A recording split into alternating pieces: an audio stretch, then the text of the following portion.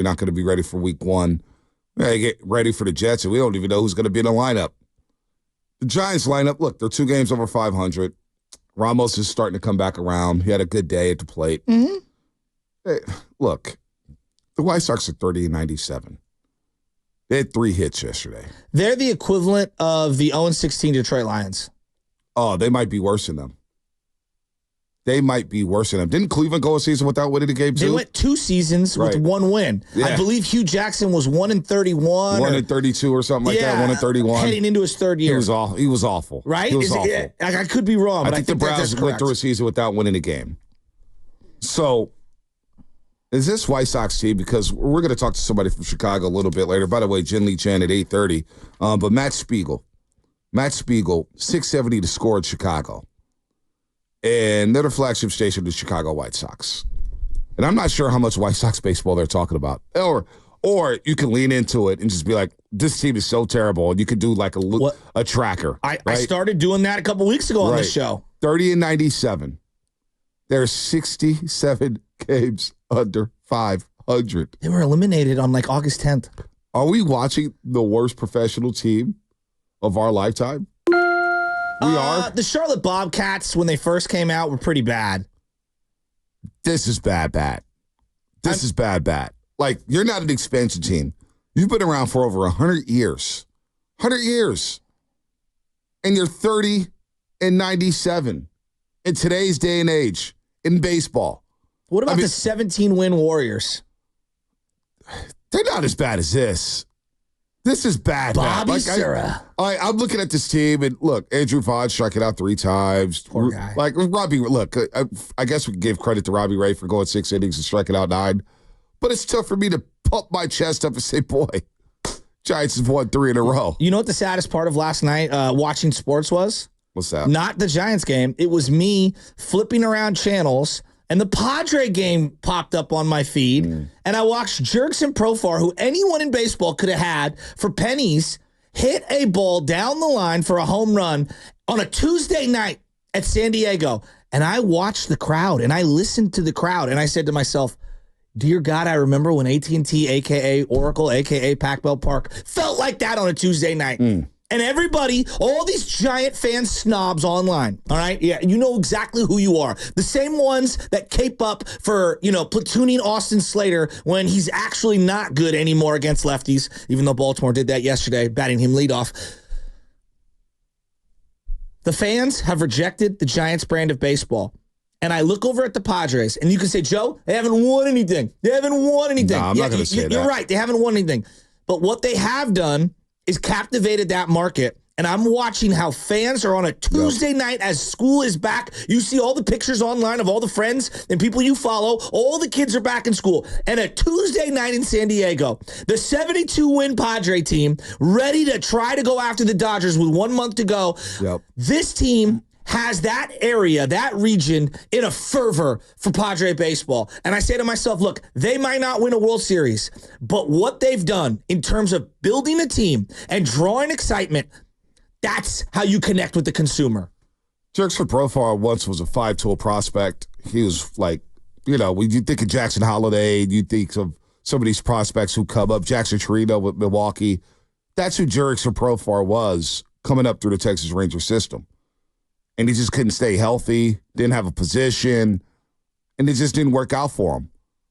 So he makes the All-Star game this season, and it's really one of the great stories in baseball. And you get this from time to time, or a guy who was forgotten about for the first 5, 6, 7 years of his career, and then he resurfaces, and he finds himself in that dugout with those players, and he's contributing to a winning atmosphere, a winning team, a team that's destined to make the playoffs again. Cool story for Jurickson Profar. Very cool story. He was on the A's. He's been on the Padres. He was, I believe, sitting out there in free agency, and anyone could have had him. And I think he was with the Padres last year, right? Yes, he was. Mistaken. He was, yes. Yep. And he's played second base. He's played right field. He's played left field. He's been all over the place, depending on availability. Now, how they've pieced their team together they signed Bogarts to be a shortstop, moved him to second. Like, they've done a lot of odd things. But the Profar thing, but again, when he's not the centerpiece of a lineup, look at how he can impact things. Yeah, no doubt. He's legit. Did you see the crowd Oh, I see it every And then day. I looked at the crowd that the Giants had, and I said to myself, I longed for the days where Tuesday nights there was energy in the building. Well, Lutman and I were going at it last week about the Padres. Where he goes, well, they haven't won yet, blah, blah, blah. And I was like, dude, they got it going on. That's what I'm saying. Petco Park, the Gaslamp District. And the great thing about that yard, and I underrated it because I thought it was overrated at first. It's pretty cool. But the great thing about it is Ed and I stayed at a hotel a few years ago down in downtown San Diego, and we just rented a scooter. You could ride the scooter down to Petco Park. And then you walk there to the outfield. There's the Hall of Fame. There's the Tony Gwynn statue. There's kids running around. It's just a really good atmosphere. And then when you leave the yard, you just pick up a scooter and scoot back up 4 or 5 blocks up the street to the hotel. 75 degrees at, 9 o'clock at night is it's beautiful. Pretty beautiful setting for baseball. It is a beautiful setting. So where do the White Sox fall? Are they going to be the worst team in baseball? Now, the 1916 Philadelphia A's were 36-117. Would they play 154 that year? Yep. 117 plus 30 is 147 plus 6. That's 153. Yeah. Because I believe the 62 Mets was the team with 43 wins in the modern era. No, the 62 Mets were 40-120. 40-120. The Washington Senators, 1904, 38-113. The Boston Braves in 1935, 38-115. So when you think about wins, I remember that team. 1952, the Pirates, 42-112. 42-112. Wow. The 2003 Tigers. I'm a Pirate fan. You gotta have more hope than that. 03 Tigers. Give them to me. 43-119. The 03 Tigers? 43-119. Did they get Verlander out of that, though? They may have got some players. They might have. Yeah. They might have. So that roster, looking at that roster, I got to, hold on, let me pull it up here. Was it Ray Ordonez? That had to be too early. It's got to be too early. Maglio Ordonez, you mean? Maglio, excuse me. Well, there's two Ordonez. One was the shortstop, one was the right fielder. For the New York Mets. Yeah. I meant the right fielder. DH. Where is this roster? Okay. Give it to me. Hold on. Alan Trammell had to be gone. Because this is Wiki here. Oh, by the way, 04 draft, Justin Verlander, number 2 overall. Number 2. So they had... who had the number 1 overall pick? Padres. Who was it, Sammy? Roster. Matt Bush. How could I forget? Matt Bush was the number 1 overall pick. Wow, hold on. I got to go to Tigers Baseball Reference for this one. Yeah. But that's the last time, this White Sox team, are they going to win 7 games again? Do they have 7 wins on their schedule? They're heavy underdogs this morning. I love how in on this you are. Huh? I love how on this you are. Well, this is the story. This is history. I'm telling you, when the Lions went 0-16, it was history. It was the last week of the regular season, and it had all these games with playoff implications, and I had Red Zone, and I was stuck on Lions and Packers saying they're really going to go through a season, and they were close to that game. You have no idea. They was driving, and they were into it. And it may have been Dan Orlovsky who threw a pick 6. And the last 3 minutes of the camera panning on the Lions sideline as they're on the bench with Partizan and looking down at their head saying, damn, we're going to go through a season without winning a game, a single game. This has got to be the equivalent if you're a White Sox fan. You got 30 wins, dog. Well, I think it's worse than football because, in football, there's a lot of guys on the practice squad or whatever that are going to get elevated, and they're fighting for their NFL life. So you know that there's a level of care. Not that these guys don't care for the White Sox.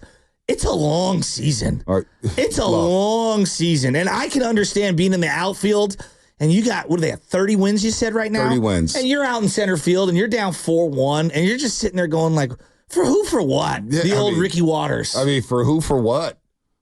For who, for what? So Brandon Inge was on that Tigers team. He was 26 years old. Wow, Brandon Inge. Carlos Pena, first baseman. No way. 18 homers, 50 RBIs.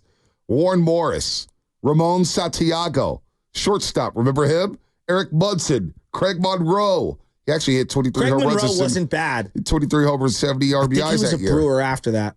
How about our boy Dimitri Young? Dimitri Young was sweet. He had great goatee, dye, facial hair, and he got into some stuff in the minor leagues. He was a hothead. Him and his brother. He was a MVP baseball draft guy in the video game. I would draft late. Dimitri Young, number 21, I believe.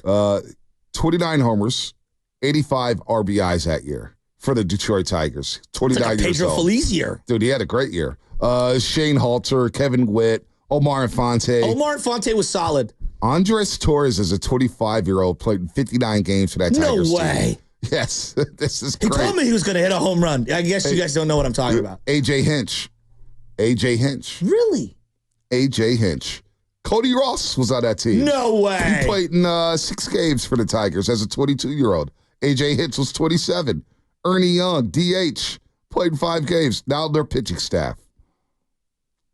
But Jerry Bonderman was on this team. Oh, Bonderman. He was 6-19 that season. Adam Bernero, 1-12, 26 years old. Gary Knotts, 3-8. Mike Maroth, 9-21. Nate Cornejo, 6-17. Yeah, they won 43 games. So the 0-16 Lions, Orlovsky comes to mind. Who else was on that team? Was Megatron on that team? Megatron couldn't have been on that team. He couldn't have been on that team. I think they took Stafford the very next year, number 1 overall. Megatron couldn't have been on that team. Was Kitna on that team, or was he still on that? Couldn't have been on that team. He may have been on that Dante team. Culpepper was. Oh, Was he really? Drew Henson and Drew Stanton, too. Wow, Not Drew Kidna. Henson. Yeah. Michigan Wolverine. Drew Henson was one of those high school. Yes, So They yes. did have Calvin Johnson, by the way. Yep. they did have Megatron. Drew Henson, Spidoti, was a guy who was a 3-4 star in high school, and we would get all these high school magazines, and he was supposed to be like the can't miss prospect. Like, this is the guy. Like, think of LeBron James and the chosen one. Drew Henson may have not been on that level, but maybe a tier or two below that in terms of hype. When he was at Michigan, it was like, oh my God, Drew Henson. Couldn't play in front of Brady. You know what I'm saying? Then he ended up being a Cowboy. He was like, I remember him on the Cowboys. Cliff tried to play Averill baseball. also on that Lions team. Cliff Averill. Cliff Averill, wow. Dan Campbell also on that No Lions team. way. He was backup tight end. Is that the worst team in most people's minds ever? I think so. Not the Bucks of the 80s. Are we too old for that? Like, if I say the Tampa Bay Bucks of the 80s, you guys in the back, like, you guys are Tampa Bay younger. Yucks. You got about good 10 years younger than us. Do you guys even acknowledge that? No, I think the 0-16 Browns were worse with Hugh Jackson. That they had a parade in Cleveland because of how awful they were. You guys remember that? Yeah, They had a it's parade? Cleveland, though. Yeah. After the season? Yeah, but I think we sleep on that, Joe. It is Cleveland, but his true. stretch is like 1-32 or something, Yeah. isn't it? I know Mike Silver. I mean, the will kick them Lions still, the but Lions other were than that- 2-30 in the 2-year stretch. They were 2-30. They won 2 football games. I in 2 contend that years. for us here, the Niners being as bad as they were with Tom Sula and Chip Kelly, though not the equivalent of 0-16 or 1-32, it's about as down bad as I can remember the 49er fan base at any point ever because of what that team represents to this region and because of the symbolism of moving out of the city, getting rid of Harbaugh, just the whole changing of everything. Jed and his Q rating amongst everyone at that given time. The Niners were down bad. So Bad. So look at this Lions-Packers game. Just look at the box score. It was 14-14 going into the fourth quarter. 14-14 going into the fourth quarter. Packers kick a field goal. They kick a field goal. They go up 17-14. And then all hell broke loose. Oh, actually, it was 24-21. 24-21 with about 7 minutes and 16 seconds left in that football game. Lions are down 3, 7 minutes left. And then Aaron Rodgers throws a 71-yard pass to Donald Driver. And they go up 31-21. And Orlovsky and company lose. He throws for 225. Kevin Smith ran for 92. That to me, see, I didn't watch a lot of those. I watched that last game, so I remember them being that bad. The Browns with Hugh Jackson were pretty bad. Horrible. Pretty bad. Is this easily the worst baseball team we've ever seen? With the White Sox? Well, They're what's 30 crazy and is- 97, folks. I mean, come on. What's crazy is like we've said this about the A's, and then you look up middle of the year, and the A's got 3 or 4 guys. Like, man, you know what? Like, this next wave of guys. I mean, they're 3 years away from arbitration, but they look pretty good. Like, I'll give the A's that. I watched this White Sox team, and I know you like Luis Robert. He's okay. That's about it. Andrew Vaughn, the only reason we know Lee is because Santa Rosa. Did Crochet he go to probably Cal? today. Garrett Crochet. Yeah, Crochet. today. Crochet's not bad. Crochet's not bad. Can you name anyone on the 2000-2001 Warriors that went 17-65? Can I name anyone? Bobby Serra had to be on one of those teams. Yep. Donald Foyle? Donald Foyle was definitely on one of those Absolutely. teams. Was Eric Dampier on that team? Absolutely. Who else was there? 17 wins. If Bobby Sir was there, Jay Rich wasn't there yet, right? He came to next year. And next year, Jameson was. Anton Jameson was there. Sorry, I oh didn't my mean to God! just give you that. I just assumed you No, were going to go. Anton Jameson was there. Was that one of the Speedy Claxton years? No, it was Mookie Blaylock here. Mookie Blaylock One was of on my that favorite team. video game players of all time, Chris Porter from Auburn, baby, with the Chris afro. Porter Auburn with the dunks. He Yep. would dunk all the time. Yeah, look He would at dunk you. all the time. Yep. Chris Porter Vinny was Del good. Negro, Vinny Bill Del- Curley, Chucky Wow. Brown, Corey Blunt. What a team. What a team. And I Vontigo. always liked Vinny Del Negro as a coach. He always did well with the Bulls or with the Clippers. I kind of like forget- Vinny Del Negro as a player. I loved Vinny Del Negro as a player. He was a winner with the Spurs. And don't forget, Larry Hughes, baby, St. Louis. Well, Steiny always talks about the walk-up crowd when they traded for Larry Hughes. I was there. It was one of the Larry's biggest walk-up kids. crowd. Yeah, it was one of the biggest walk-up crowds in Warriors history. So, yeah, there's some pretty bad teams. 888-957-9570. What is the worst team you've ever witnessed? Worst team you've ever watched in your lifetime?